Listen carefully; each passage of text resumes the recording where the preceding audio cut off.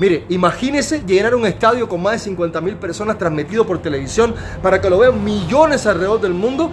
Mire, esto sería realmente genial, pero no creo que sea muy popular tampoco, ¿eh?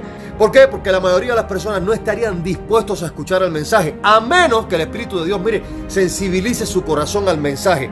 Y déjame decirle que Dios no está buscando profetas de espectáculo, sino voces que hablen fielmente conforme a su palabra, que le adoren espíritu en verdad, que vuelva el corazón del pueblo al arrepentimiento, a la obediencia, a la verdad del evangelio, que su palabra sea el fundamento de práctica y fe, y que inste a su pueblo a vivir en santidad y obediencia, como decía el profeta Isaías, a la ley y al testimonio. Si no dijeren conforme a esto, es porque no les ha amanecido, como dice Isaías capítulo 8, versículo 20. Ahora, es importante también considerar lo siguiente, mire, Primera Tesalonicenses capítulo 5, versículos 20 y 21 dice lo siguiente: no menospreciéis las profecías, examinadlo todo, retened lo bueno y por tanto pues desechad lo malo. Sin embargo, también hay que considerar que hay que vivir en el equilibrio correcto, no ser crédulos a todo, pero tampoco cerrados a absolutamente todo. Hay que examinarlo, discernir, comparar con la Escritura y sujetar absolutamente todo al juicio comunitario de la iglesia, como dice 1 Corintios 14, 29, y lo quiero repetir, y los demás juzguen, decía el apóstol Pablo. Y mire, quiero que escuche algo extremadamente importante. Mire, cualquier persona que esté en la posición de enseñanza o de guianza en la iglesia, ya sea un pastor, un maestro, un diácono, déjeme decirle que no puede ser bajo su propio criterio,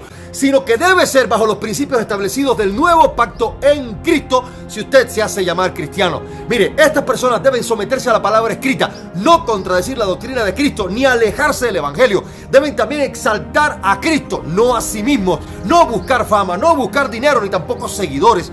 No puede buscar decirle a la gente lo que quiere oír o que les complace, pero sí lo que Dios quiere que se diga. No buscará jamás lucrar con la fe ajena ni manipular las emociones. Su vida, mis amados, tiene que reflejar santidad, humildad, temor de Dios y fruto espiritual. Esto es indudable. Debe estar alineado con la Escritura, declarando la palabra de Dios. Jamás va a contradecir absolutamente nada que vaya en contra de la Escritura y que se contraponga al carácter santo de Dios, haciendo hincapié en aquellas cosas que sencillamente la gente quiere escuchar y que les complace, que son motivaciones equivocadas, exaltando cosas que, como las que decía el propio Jesús, y se contrapuso además en Mateo capítulo 4, la tentación en el desierto, cuando se enfrentó a Satanás cara a cara.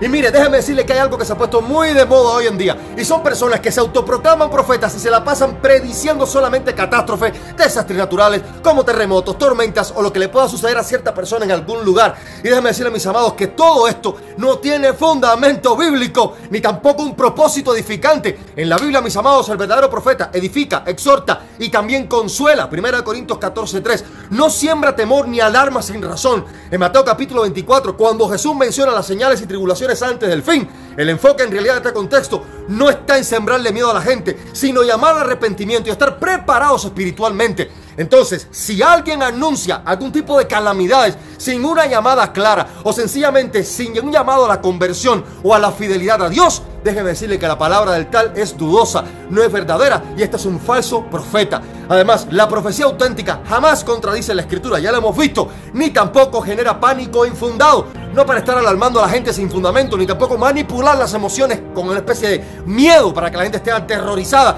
y haga caso de lo que ellos dicen. Siempre es necesario probarlo absolutamente todo a la luz de las Sagradas Escrituras, como dice 1 Juan 4:1. Ahora, ¿cuál es la diferencia entre el don profético y tener discernimiento de espíritu? Mire, no es lo mismo en realidad tener don de profecía que el discernimiento de espíritu bajo el nuevo pacto. El don de profecía es la capacidad dada por el Espíritu Santo para comunicar un mensaje específico de parte de Dios con un propósito de edificación, de exhortación o de consolación, como ya lo vimos en 1 Corintios 14:3, y esto dirigido a la iglesia. Mientras que el don de discernimiento o discernimiento de espíritu, como también se conoce, permite identificar si algo real o verdaderamente proviene de Dios o del hombre, o si es algún tipo de engaño. Y esto, mis amados, es algo que se necesita mucho en la actualidad, como dice 1 Corintios 12:10. Ahora, una persona con discernimiento puede entender y juzgar correctamente doctrinas o revelaciones a la luz de la palabra de Dios. Y mire, déjame decirle que ser profeta no es necesariamente hablar cosas nuevas, sino hablar de parte de Dios, aunque el mensaje sea repetido y bajo la misma premisa. que la Biblia es la autoridad y que en la actualidad ciertamente estos autoproclamados profetas modernos han querido asumir el rol normativo que tenían los profetas en el Antiguo Testamento, lo cual no es consistente con la Escritura bajo el Nuevo Pacto. No está llamado a traer nuevas doctrinas ni tampoco a añadir a la Escritura, sino a hablar de parte de Dios conforme a lo que ya ha sido revelado en la Escritura. O sea, como un instrumento de Dios para iluminar, aplicar y hacer comprensible algún aspecto de la palabra que aún no ha sido plenamente entendido. Y esta revelación, mis amados, no puede ser contradicha absolutamente en ningún sentido contra las Sagradas Escrituras. No la puede contradecir, sino que debe confirmarla. Y entonces también va a exhortar, edificar y consolar a la iglesia, siendo una manifestación clara de la presencia del Espíritu Santo que revela la voluntad de Dios de manera específica y para despertar también el entendimiento espiritual del pueblo conforme a la verdad eterna. En primer lugar, no debe añadir nueva doctrina. En segundo lugar, no contradice la palabra escrita. En tercer lugar, su mensaje debe ser de edificación, exhortación y consolación a la iglesia. En cuarto lugar, debe ser humilde. Sus palabras son sometidas al juicio de la iglesia y la revelación de las Sagradas Escrituras. 1 Corintios 14:29.